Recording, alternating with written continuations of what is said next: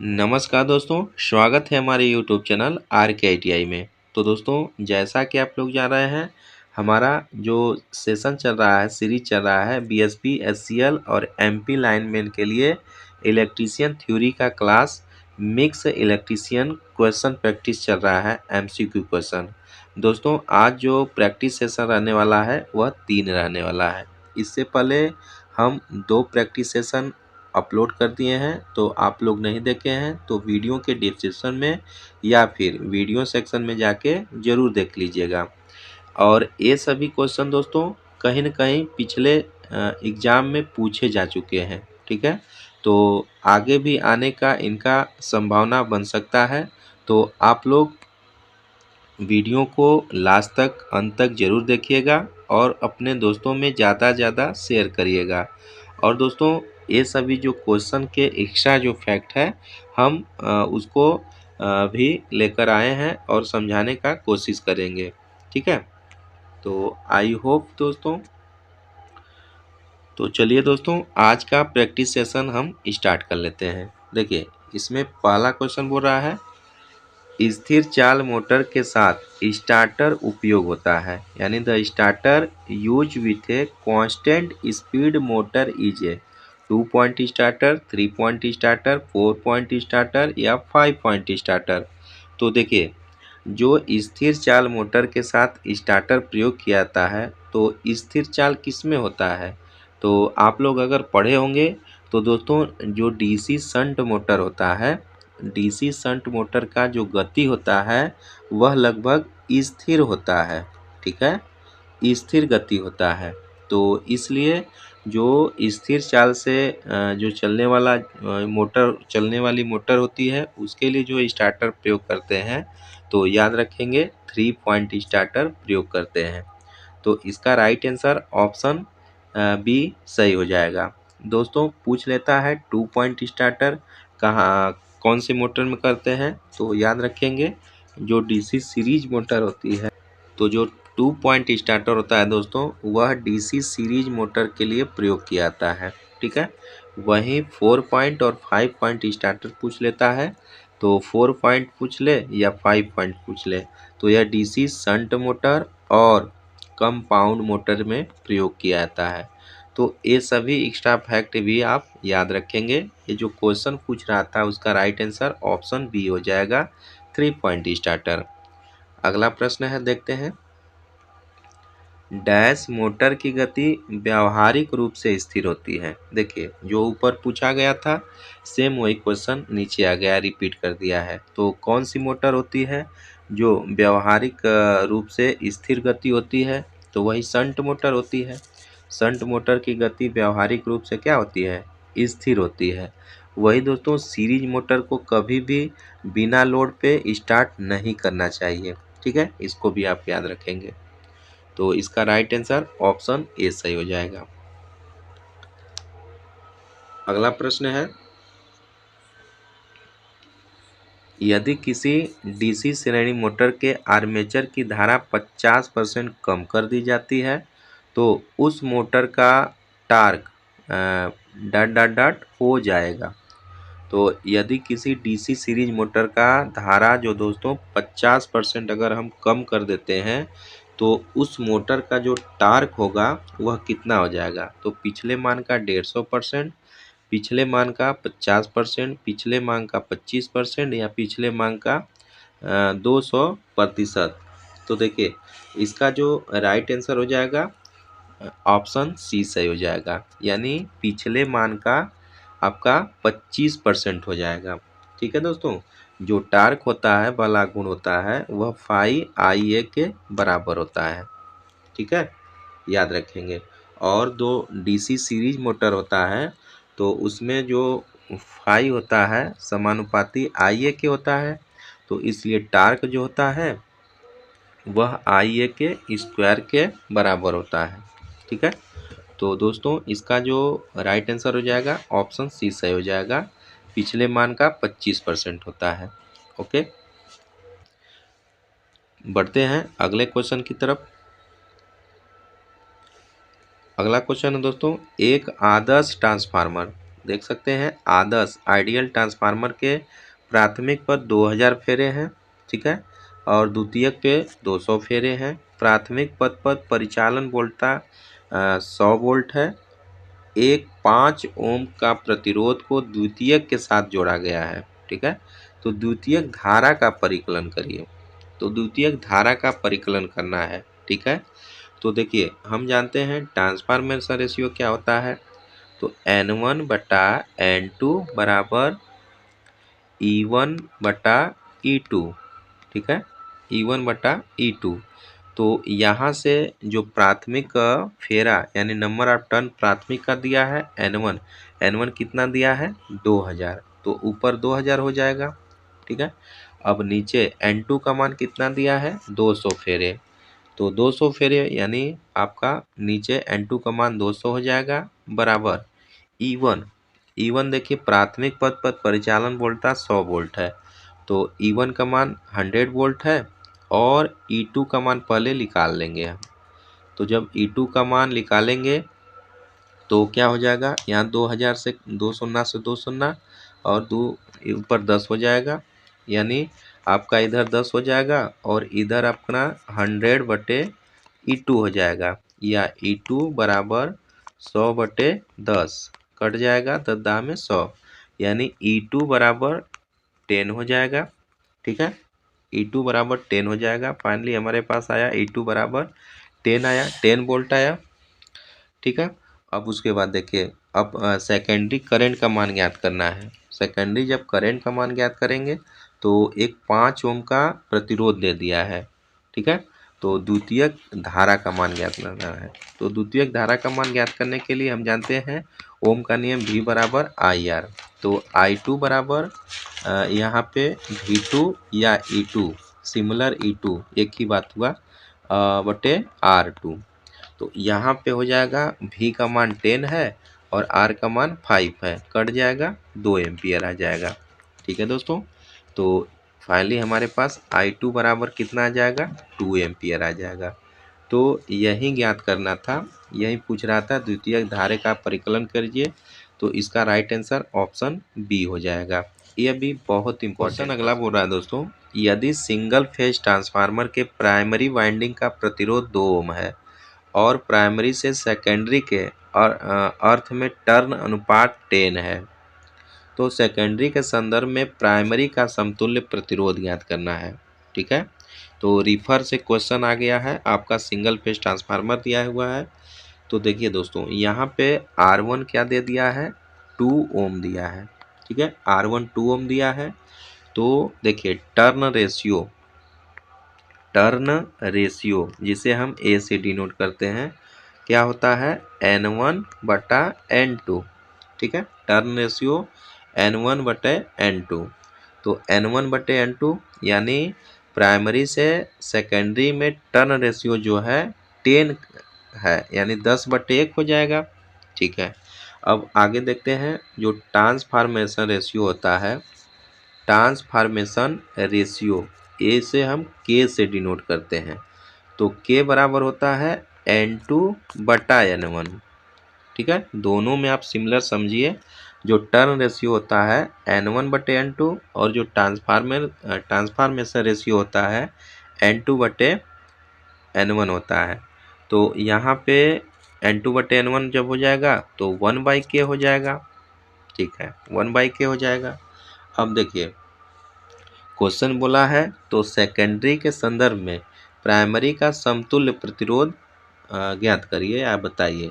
तो देखिए सेकेंडरी के संदर्भ में प्राइमरी का जो समतुल्य प्रतिरोध होता है R1 बराबर R1 के स्क्वायर होता है, ठीक है, याद रखेंगे R1 बराबर R1 यहाँ पे डैश होना चाहिए, R1 डैश बराबर R1 के स्क्वायर।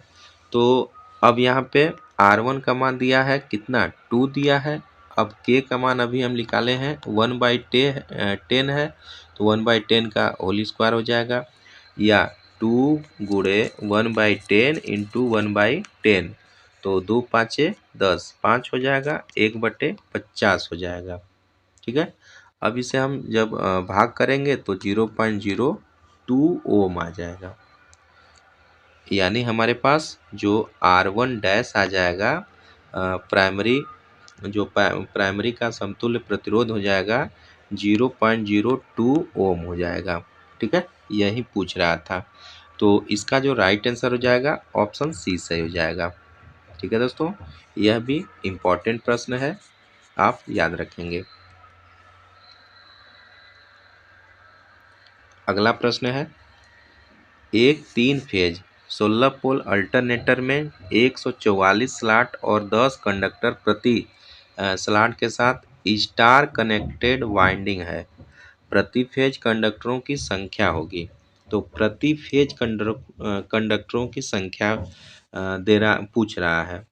तो देखिए दोस्तों, यहाँ पे पोल पी कितना दिया है, 16 पोल दिया है।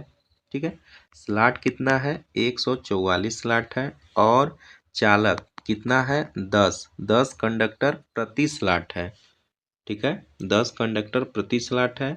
तो जब कुल कंडक्टरों की संख्या करेंगे, कुल कंडक्टरों की संख्या जब करेंगे तो 144 गुणे 10 हो जाएगा, यानी 1440 हो जाएगा। यहाँ से 1440 आ जाएगा।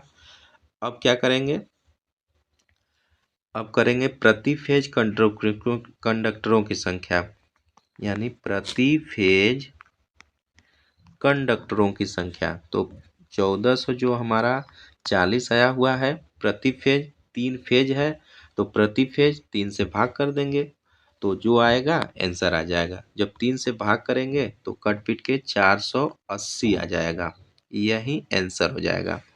तो इसका राइट आंसर ऑप्शन डी हो जाएगा, 480 आ जाएगा। प्रति फेज जो कंडक्टर की संख्या होगी वह 480 होगी। राइट आंसर ऑप्शन डी सही हो जाएगा। ओके, अगला प्रश्न देख लेते हैं।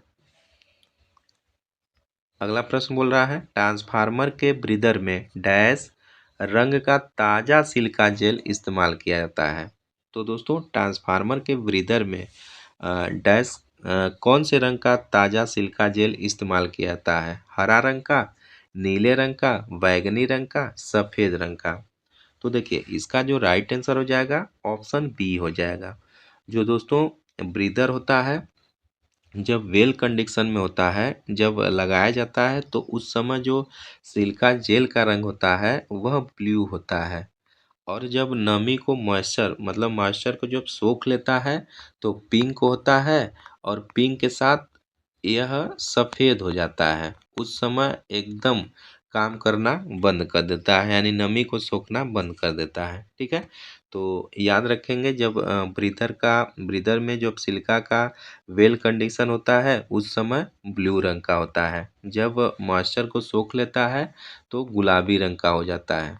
ठीक है, पिंक रंग का हो जाता है। याद रखेंगे, इसका राइट आंसर ऑप्शन बी सही हो जाएगा। क्वेश्चन बोल रहा है दोस्तों, निम्नलिखित में से कौन सी मोटर को परिवर्तित करने के लिए वाह प्रतिरोध को जोड़ा जाता है? तो क्वेश्चन तो बहुत सिंपल है, जो वाह प्रतिरोध होता है केवल एक जो होती है, ये स्लिप रिंग इंडक्शन मोटर होती है, उसी में वाह एक्सटर्नल रेजिस्टेंस को हम जोड़ते हैं। ठीक है, यानी उससे हम क्या करते हैं, स्टार्टिंग टार्क को बढ़ाने का प्रयास करते हैं। तो इसका जो राइट आंसर हो जाएगा ऑप्शन बी हो जाएगा। ठीक है, सैलिएंट नहीं होगा, स्क्वायरल नहीं होगा, और वाउंड नहीं होगा। तो इसका जो राइट आंसर हो जाएगा ऑप्शन बी हो जाएगा, जो प्रवर्तित करने के लिए, यानी कि in which of the following motor external resistance can be added to start the motor. Start the motor किस कहाँ वाह प्रतिरोध का प्रयोग करते हैं, कौन सी मोटर में? तो ए स्लिप रिंग इंडक्शन मोटर में करते हैं। इसका राइट आंसर ऑप्शन बी सही हो जाएगा। अगला प्रश्न है, किस स्टार्टर में 3 संकुचन और 1 टाइमर का प्रयोग किया जाता है? तो दोस्तों, 3 संकुचन और 1 टाइमर जो होता है वह किस में प्रयोग होता है? ऑटोमेटिक स्टार डेल्टा स्टार्टर में होता है। ठीक है, याद रखेंगे, इसका राइट आंसर ऑप्शन डी हो जाएगा। यानी ऑटोमेटिक स्टार डेल्टा स्टार्टर में 3 संकुचन, 3 कॉन्टेक्टर होते हैं और 1 टाइमर होता है। तो इसका राइट आंसर ऑप्शन डी सही हो जाएगा। प्रश्न अगला है, एक सार्वत्रिक मोटर में क्षेत्र वाइंडिंग किस प्रकार के तार से निर्मित होती है? यानी in a universal motor the field winding is made of which type of aluminium wire? Aluminium तार का, सामान्य तार का, तारों का प्रयोग नहीं किया जाता है, या थिक एनिमल्ड कॉपर वायर? दोस्तों इसका जो राइट आंसर हो जाएगा ऑप्शन डी हो जाएगा। जो यूनिवर्सल मोटर होती है इसमें जो फील्ड वाइंडिंग होता है उसमें मोटे बल्क युक्त इनेमल्ड कॉपर का वायर प्रयोग किया जाता है। तो याद रखेंगे इसका राइट आंसर ऑप्शन डी सही हो जाएगा। ठीक है, अगला प्रश्न है, विभक्त कला फेज मोटर में आरंभिक कुंडली में डैश होता है। तो आरंभिक कुंडली कल भी एक क्वेश्चन आया था। तो स्टार्टिंग कॉइल में दोस्तों क्या होता है? हाई रेजिस्टेंस होता है और लो इंडक्टेंस होता है। ठीक है, हाई रेजिस्टेंस होता है और लो इंडक्टेंस होता है। तो उच्च यल होता है? नहीं। उच्च आर और उच्च यल नहीं। निम्न आर नहीं होता है, उच्च आर और निम्न यल। तो इसका राइट आंसर ऑप्शन डी हो जाएगा। जो आरंभिक कुंडलन होता है स्टार्टिंग मोटर में उच्च आर होता है और निम्न एल होता है। तो इस बस का राइट आंसर ऑप्शन डी हो जाएगा। यही दोस्तों रनिंग रहता तो ठीक इसका उल्टा हो जाता, उसमें लो आर होता और हाई एल होता। ठीक है, यहाँ स्टार्टिंग पूछा है तो इसका राइट आंसर ऑप्शन डी हो जाएगा। अगला प्रश्न है, प्रतिकर्षण मोटर में ब्रशों को जोड़ा जाता है। तो जो प्रतिकर्षण रिपल्सन मोटर होती है तो दोस्तों उसमें जो ब्रश को एक दूसरे से जंपर तार की मदद से हम जोड़ते हैं। याद रखेंगे, जो रिपल्सन मोटर होती है उसमें ब्रशों को एक दूसरे से जंपर तार की मदद से जोड़ते हैं। ठीक है, तो इसका जो राइट आंसर हो जाएगा ऑप्शन सी हो जाएगा। ठीक है, अगला प्रश्न है, रिपल्सन मोटर की घूर्णन दिशा डैश परिवर्तन करके बदली जा सकती है। जो दोस्तों direction of rotation of repulsion motor होती है कैसे हम चेंज कर सकते हैं? सोर्स कॉम्बिनेशन से, स्टेटर असेंबली से, रोटर वाइंडिंग कॉम्बिनेशन से, या ब्रश की स्थिति से? तो देखिए इसका जो राइट आंसर हो जाएगा ऑप्शन डी हो जाएगा। जो ब्रश होता है ब्रश की स्थिति को चेंज करके रिपल्सन मोटर के गति को हम परिवर्तित कर सकते हैं। तो इसका भी राइट आंसर ऑप्शन डी हो जाएगा। अगला प्रश्न है, उच्च गुणवत्ता वाले टेप रिकॉर्डर और रिकॉर्ड प्लेयर के लिए हिस्टैरिसीस मोटर के प्रयोग करने का मुख्य कारण होता है। तो देखिए हिस्टैरिसीस मोटर मुख्य कारण यही होता है दोस्तों कि उसमें कोई नॉइज नहीं होता है। ठीक है, नॉइज वगैरह का कोई उसमें प्रभाव नहीं होता है। ठीक है, तो इसका जो राइट आंसर हो जाएगा क्या हो जाएगा? इसकी स्पीड स्थिर रहती है, यह अत्यधिक स्थिर बलाघूर्ण बनाती है, इसे किसी अपकेंद्रित स्विच की आवश्यकता नहीं होती है, इसके प्रचालन में यांत्रिक कंपन से कोई प्रभाव नहीं पड़ता है। तो देखिए इसका राइट आंसर ऑप्शन सी हो जाएगा। यानी it require no centrifugal switch, इसमें कोई सेंट्रीफ्यूगल स्विच प्रयोग नहीं होता है। ठीक है, तो इसका राइट आंसर ऑप्शन सी हो जाएगा। अगला प्रश्न है दोस्तों, एक 3 फेज 16 पोल प्रत्यावर्तक में 144 स्लॉट और प्रति स्लॉट 10 चालक युक्त स्टार संयोजित वाइंडिंग है। फ्लक्स प्रति पोल 3.03 मिली वेबर है जो कि ज्यावक्री वितरित है और इसकी गति 375 आरपीएम है। यदि वितरित कुंडली डिस्ट्रीब्यूशन वाइंडिंग के प्रभाव को नगण्य माना गया हो तो प्रति फेज विद्युत वाहक बल डैश ईएमएफ ज्ञात करिए। ठीक है दोस्तों, तो इसमें देखिए हमारा दिया है, जो जो दिया है उसको हम पहले लिख लेते हैं। P बराबर दिया है हमारा 16 पोल दे दिया है। ठीक है, 144 स्लॉट और प्रति स्लॉट 10 चालक है। तो यहाँ पे आपका जो क्वाइल टर्न प्रति फेज है T का मान दे दिया है 144 गुणे 10 कर देंगे तो 1440 हो जाएगा। ये टी का मान दिया हुआ है। देन उसके बाद फाई का मान भी दिया है। फाई बराबर कितना है तो 30.03 इंटू 10⁻³ वेबर हो जाएगा। ठीक है। और गति एनएस का मान दे दिया है 375 आरपीएम दिया है। ठीक है, ये सभी दिया है। तो हम पहले फ्रीक्वेंसी निकाल लेंगे। तो एनएस बराबर 120 एफ बटा पी हो जाएगा। तो यहाँ से दोस्तों हम जब करेंगे तो एफ बराबर फ्रीक्वेंसी बराबर क्या होगा पी एन एस बटे 120। आगे स्लाइड में देख लेते हैं। फ्रीक्वेंसी बराबर पी एन बटा 120। तो पी बराबर दिया है 16 और एन बराबर 375 बटा के 120। जब काटेंगे तो फ्रीक्वेंसी 50 हर्ट्स आ जाएगा। ठीक है, 50 हर्ट्स आ गया। अब देखिए जो होता है प्रति फेज ईएमएफ होता है अल्टरनेटर में कितना होता है 4.44 into 5 F into T volt होता है। ठीक है, ये होता है हमारा ईएमएफ होता है, याद रखेंगे। तो मान रख देते हैं 4.44।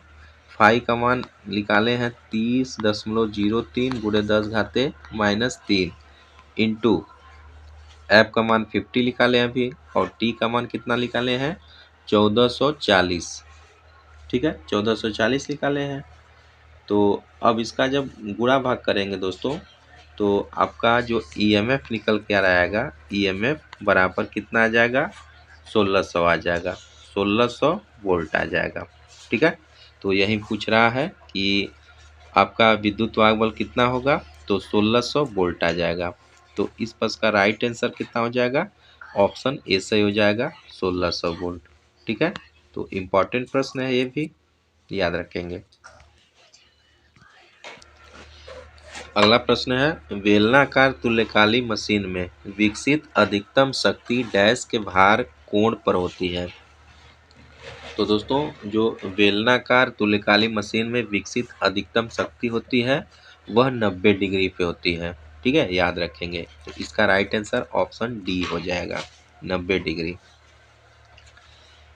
अगला प्रश्न है एक सिंक्रोनस जनरेटर में 5वां हार्मोनिक्स वोल्टेज हटाने के लिए कॉइल में कितने डिग्री का शार्ट पिच होना चाहिए। ठीक है, तो देखिए जब 5वां हार्मोनिक्स हटाने के लिए कितना होना चाहिए तो कुछ नहीं 180 में 5 से भाग कर देंगे। कितना आएगा 5×3 15 और 5×6 30 36 डिग्री आ जाएगा। यही आंसर आ जाएगा। ठीक है, तो इस पर इसका राइट आंसर ऑप्शन सी हो जाएगा। ठीक है, जितना हार्मोनिक्स कहा जाए और उसमें 180 से भाग कर देंगे उतना हमारा आ जाएगा 60 डिग्री में। तो इसका राइट आंसर ऑप्शन सी हो जाएगा। अगला प्रश्न है तुल्यकाली मशीन में अवमंदन कुंडली यानी डैम्पर वाइंडिंग होता है। अवमंदन का मतलब डैम्पर वाइंडिंग डैश के तहत संतुलित 3 फेज वोल्टता बनाए रखती है। अर्धभार स्थिति में, पूर्ण भार स्थिति में, संतुलित भार स्थिति में या असंतुलित भार स्थिति में। तो इसका राइट आंसर ऑप्शन डी हो जाएगा। जो टेम्पर वाइंडिंग होती है दोस्तों यह संतुलित 3 फेज वोल्टता बनाए रखती है अनबैलेंस लोड सिचुएशन में। ठीक है, तो इसका राइट आंसर ऑप्शन डी सही हो जाएगा। अगला प्रश्न है दिए गए विकल्पों में से सिंक्रोनस मोटर के एक लाभ का चयन करें। तो सिंक्रोनस मोटर का एक लाभ क्या है उच्च गति पर उच्च दक्षता, लगातार संचालन की गति, वेरिएबल ऑपरेशन गति, कम क्षमता। तो इसका राइट आंसर क्या हो जाएगा ऑप्शन बी सही हो जाएगा। यानी कांस्टेंट स्पीड ऑफ ऑपरेशन होता है सिंक्रोनस मोटर का लाभ। ठीक है, तो इसका राइट आंसर ऑप्शन बी हो जाएगा।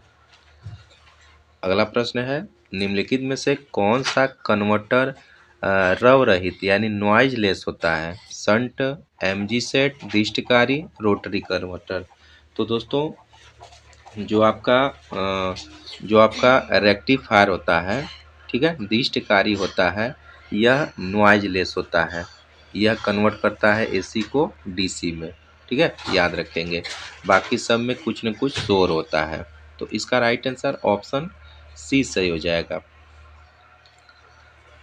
अगला प्रश्न है, एक बक कन्वर्टर का उपयोग किया जाता है। A buck converter is use to voltage को स्थिर करने में, वोल्टेज को स्टेप अप करने में, वोल्टेज को दोगुना करने में, या वोल्टेज को स्टेप डाउन करने में। तो दोस्तों बक कन्वर्टर जो होता है वह वोल्टेज को स्टेप डाउन करने में प्रयोग होता है। तो नया प्रश्न है, याद रखेंगे, जो बक कन्वर्टर होता है वह वोल्टेज को स्टेप डाउन करने में प्रयोग किया जाता है। इसका राइट आंसर ऑप्शन डी सही हो जाएगा। अगला प्रश्न है और आज प्रैक्टिस सेशन का लास्ट प्रश्न होगा। प्रोग्रेसिव लैप या वेव बाइंडिंग में फ्रंट पिच वाई कितना होता है? तो दोस्तों जो प्रोग्रेसिव लैप या वेव बाइंडिंग में जो फ्रंट पिच होती है, ठीक है, फ्रंट पिच होती है वह बैक पिच से कम होता है। ठीक है, जो बैक पिच होता है वाई होता है, वाई से कम होता है।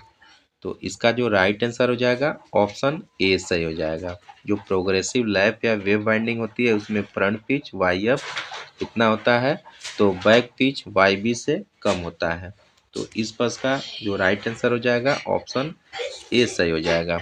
ओके दोस्तों, तो ये रहा आज का हमारा प्रैक्टिस सेशन। तो वीडियो आपको कैसा लगा कमेंट बॉक्स में हमें ज़रूर बताइएगा, और नेक्स्ट प्रैक्टिस सेशन के साथ आपके बीच जल्द ही लेकर आएंगे। तो वीडियो को ज़्यादा से ज़्यादा आप लोग शेयर करिए, और चैनल पे नए हैं तो सब्सक्राइब जरूर कर लीजिएगा। ठीक है, तो पूरा वीडियो देखने के लिए दोस्तों आपका बहुत बहुत धन्यवाद। मिलते हैं नेक्स्ट वीडियो में, तब तक के लिए नमस्कार।